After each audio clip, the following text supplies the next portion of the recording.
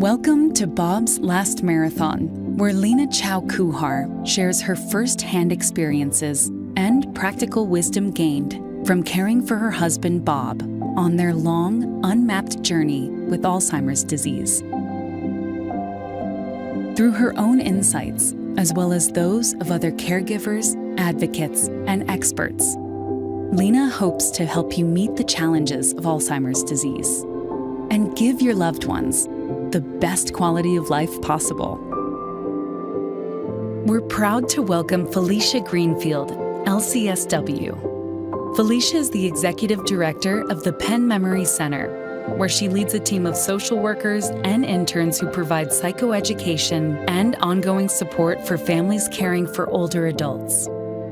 Felicia received an MSW from the University of Pennsylvania's School of Social Policy and Practice and has been caring for families at the Penn Memory Center since 2006.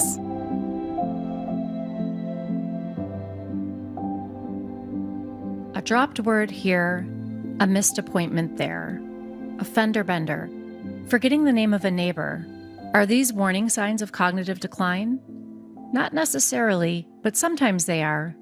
It's not uncommon for families to brush off some of these signs and to minimize or ignore them, even when the signs rise to the level of real concern. Pursuing a diagnostic workup can be scary. Some common questions among families are, what if there is a problem? What will happen to us? There isn't a treatment anyway, so why bother? These are normal and understandable concerns. But I want to make the argument that getting a workup early on, when the signs are still mild and subtle, has real value. As difficult as it can be to face reality and seek out a diagnosis, doing so could provide a sense of relief. First of all, not every dropped word or memory blip leads to a dementia diagnosis. Sometimes there are reasons why a person is experiencing memory loss that can be treated. Significant anxiety or depression can be resolved with medications and/or therapy, or someone may have a vitamin B deficiency that, if resolved, can reverse symptoms. But if the diagnosis does reveal pathology causing Alzheimer's disease or related dementia, families that have that information can begin to make a plan for the future. Once a diagnosis is received, it can at first feel overwhelming and unreal.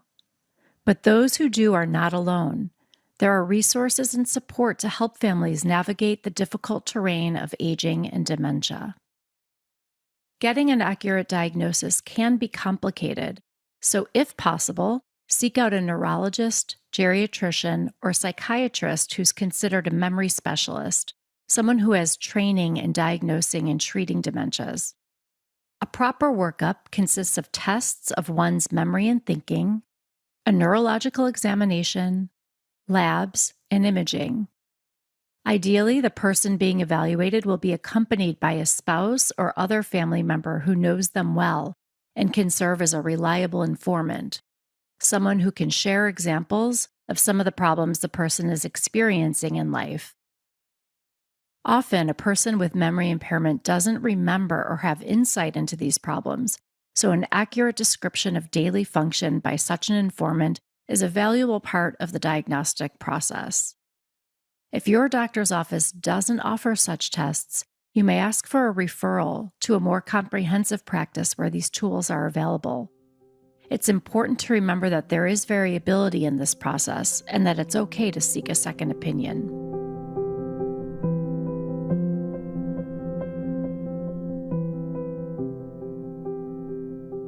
Once a diagnosis has been determined, this information will allow you to take action.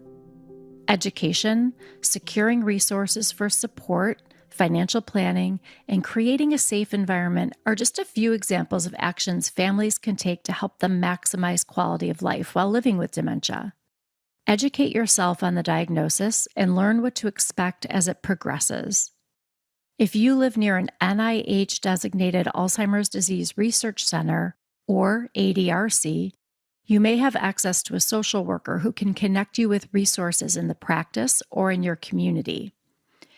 If this service is not available, the Alzheimer's and Related Dementias Education and Referral Center, or a deer, the Alzheimer's Association and the Alzheimer's Federation of America have websites brimming with information about the dementias and what to expect. In addition to education, your provider's office or one of these organizations can connect you with resources for social and emotional support. Families who know they have a dementia diagnosis can make plans and get their legal, financial, and long-term planning affairs in order. When a diagnosis is given early, when the person affected is in the mild stages, they still have the capacity to make their own decisions about their will, living will, and medical and financial powers of attorney. They can also express their wishes about long-term care as their illness progresses. Meet with an elder law attorney to help draft these legal and financial documents. If you don't have an elder law attorney, you can visit the National Academy of Elder Law Attorneys on the internet to find one. People experiencing dementia can benefit from strategies to help them compensate for memory loss and maintain independence. Simple memory aids like calendars, whiteboards, and pill boxes can help people remember appointments and manage medications. Family and friends can be called upon to help them with meal preparation or delivery services, bill paying, shopping, or transportation. Technology should be considered for medication management and safety concerns, such as door alarms or emergency response tools. Technology is available for tracking people with dementia should they get lost. On the topic of safety, we can't avoid talking about driving. Dementia causes changes in the brain that result in impaired judgment and a slower reaction speed or response time, which makes driving unsafe. Talk to your doctor if you have concerns about driving or if you're supporting someone with dementia that you have concerns about. If their ability to drive safely is questionable, seek an independent driving evaluation. In some cases, if the person with dementia is deemed too impaired to drive, your doctor may have to file a report about the diagnosis to the DMV.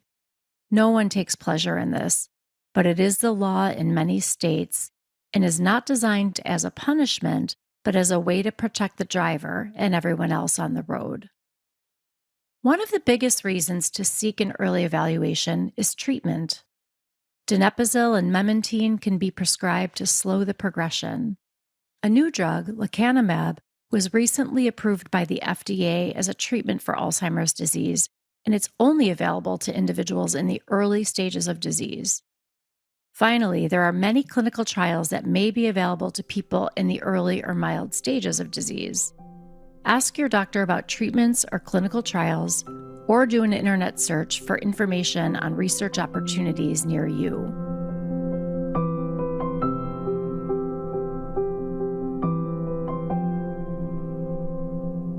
There are things you can do to improve the quality of life for a loved one who receives a dementia diagnosis. Staying healthy by increasing physical exercise, eating a Mediterranean or heart-healthy diet, and remaining socially engaged can help them feel and function better. Staying cognitively engaged can help slow progression, so make a plan for increased brain stimulation. Playing cards, reading the paper or a good book, or going to lectures in your community or online are great ways to do this. If low mood is a concern, find a counselor or consider an antidepressant. If you or your loved one is struggling to accept cognitive change, or if you're having difficulty with relationship changes since the diagnosis, a therapist can help you navigate and accept some of these changes. Ask your doctor for a referral to a therapist with expertise in aging or dementia care. If your loved one is still in the workforce and receives a diagnosis of dementia, consider talking with them about reducing their hours or switching to a less demanding role. Talk to family and friends about whether to retire or strategize for safe, effective ways to continue working while still in the early stage of illness. There are options such as family leave, disability benefits, or other benefits that might be available. If you know a person experiencing dementia who lives alone, there are things you can do to support them. Is there an adult child or other family member you can reach out to? Is there a spiritual community that could be called upon? It's important that someone in the person's community check in regularly and that an emergency contact be identified. A consultation with an occupational therapist can help modify the person's house to promote independence and safety. A structured day with activity and routine can be helpful, so enrolling in a day program is a great way to promote engagement and socialization for anyone with dementia, and it's particularly important for those who live alone. As tempting as it can be to sweep warning signs under the rug or look the other way, doing so will ultimately prevent the person with dementia from securing valuable resources early on when they're most beneficial. Knowledge, treatment, planning, and support are critical in optimizing well-being for families living with dementia, and these resources can only be accessed once a diagnosis is given. You are not alone on this journey. Don't be afraid to ask for help from the professionals available to serve as your guides. Thank you for listening to Bob's Last Marathon. Transcripts of today's show and other episodes and acknowledgments can be found at bobsmarathon.com. That's Bob's Marathon without an apostrophe. Send us a note with your comments. Like us on Facebook, Instagram, and Twitter. We wish you and your loved ones good health.